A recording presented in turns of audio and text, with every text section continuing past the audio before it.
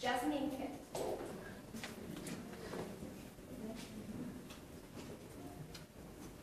Hello. Do you want to manage yourself? Or you just tell me? I can just tell you. Okay.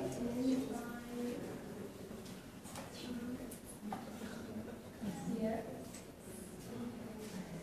Great. Alright, hi, I'm Jasmine. I'm a software engineer with a bad cold, sorry. And I'm going to talk to you today about some of the greatest disappointments of my career. So, I'm a geek, and have been since childhood. My favorite things were books, computers, video games, still are books, computers, and video games. And, can you move to the next slide, please?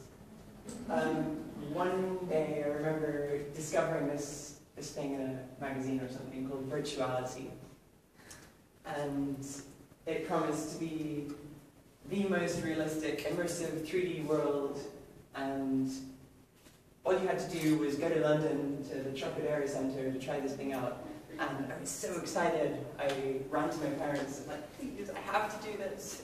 And so eventually I convinced them, and we got on a train, went to London, stayed in a hotel, got up super early the next morning and queued for hours to get into this thing.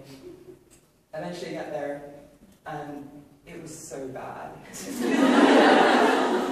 It was just 2 minutes of like colored triangles in your face. And yeah, I learned a great life lesson that marketing is not to be trusted. And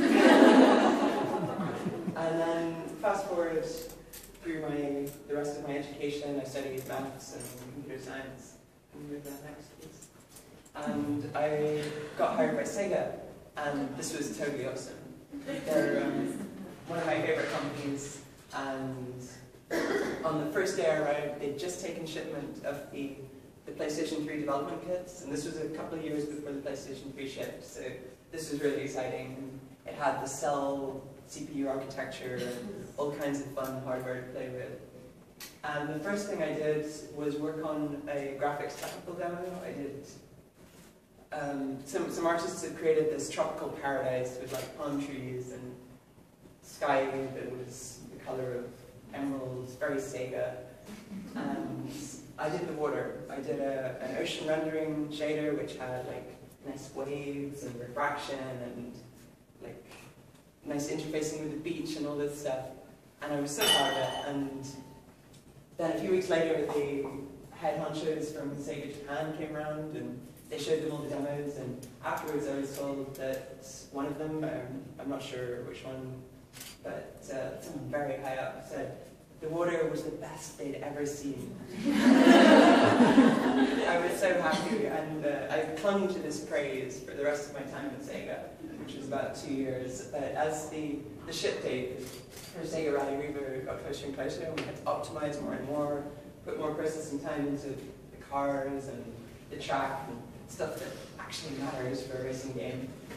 My precious water shader just got stripped to the bare minimum. Another great disappointment. Nonetheless, I'm very proud of the finished game when it shipped. Next, I came to Zurich. This was about 7 years ago, and worked for Google within YouTube, working on Content ID. And Content ID is amazing software, and it has all these brilliant people working on it, and I learned a huge amount about signal processing and like computer vision and all this stuff. And I was really proud of what I did. But every time I went outside that world and told someone what I was doing, they looked at me like I was some kind of monster. And I just couldn't understand that. I mean, couldn't they see that Content ID was like what allows the whole site to exist and not get sunk under a flotilla of lawsuits coming in from all these media companies? But no, sadly, another disappointment. A couple of years after that, next please, I discovered WebGL, which some of you may know is a graphics API for the browser. It's super cool, and I was so excited that I immediately had to quit my job and make a game. So that's what I did, and in some ways it was a great success. It's had like 2 million players and gets a lot of views and all this stuff. But it has made me almost no money. So, another disappointment, sadly. Next, please. Then I worked on this game funding and publishing site, Ludo.io. And what we're hoping to do here, my co-founder and I are trying to bring greater transparency to the game development process. But our initial offering, which we launched a couple of weeks ago, it's actually live, you can visit it, but it's kind of empty. Our initial offering is a little bit disappointing. People just look at it and think, what is this? So, disappointing, but we've learned a lot and we're going to iterate and try to solidify some of the ideas to a few core concepts and see what works best and take it from there. Anyway, I think that's about my 5 minutes. So what I wanted to say is, other than thank you for your time, there have been a number of great disappointments in my career, but I don't regret any of them. And I hope you will have many disappointments in your career as well. Because if you're not disappointed, then you're not aiming high enough. Thank you very much.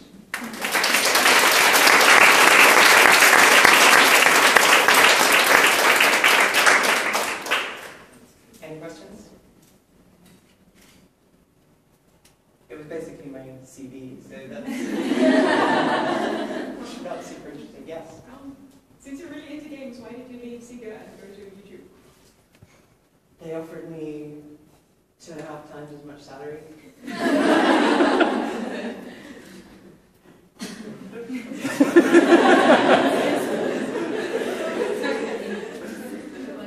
Did they tell you you have to move to Zurich? Yes, but I was quite happy about that. Okay. Zurich's a nice place. No, but like, meaning that if you get 2.5 more salary, but you have to move to Zurich from a place that's much cheaper. Oh, well, yeah, that's true. But I wasn't sorry to leave the UK, in all honesty. It's a lovely place, but I'm happier here. And how do you find the developer community or startup community here? Right? San Francisco and California is known for having a lot of people in hubs and in collaborative working spaces. Here, it's only just starting. Do you feel it holds you? Do you feel it empowers you because you're one of the few? Or? Yeah, the startup community is definitely more sparse here, but as you say, it's growing fast now. So I'm actually super excited for the future of startups here in Zurich. And actually, I think in many ways, it's a great place to do a startup because there's this great concentration of talent and brilliant public infrastructure and a good quality of life. So you don't have to worry about, hiring someone and having them leave a few months later to chase the next startup.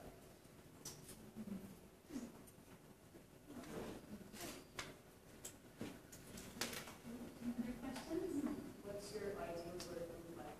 I'm sorry? You talked about disappointments, but out of those, what would be your ideal work? My ideal work? I wouldn't change this for anything. I'm doing the work I love every day. I love building software and working on games and graphics. I'm very happy. And what time do you get out of spend?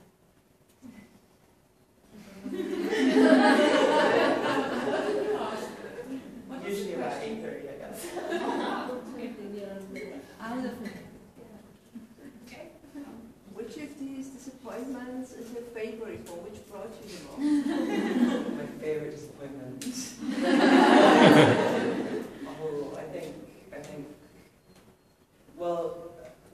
I think the effect that a disappointment has on your character is inversely proportional to your age, so probably my favorite was the person I told you about. The disappointment of 90s virtual reality.